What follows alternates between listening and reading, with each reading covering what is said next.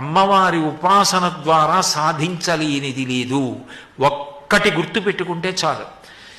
ఇది నువ్వు ఇప్పుడు పట్టుకోవద్దు అనుకున్నప్పుడు ఆవిడ దానికి దూరంగానూ ఉంచగలదు.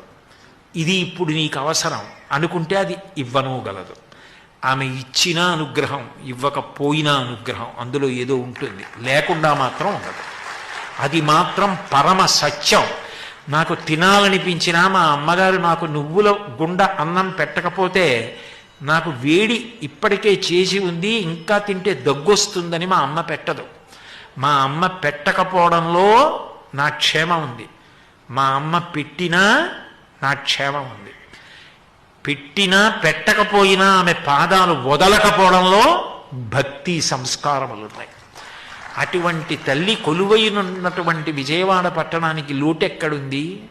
అటువంటి పట్టణానికి వచ్చి మారు వడ్డన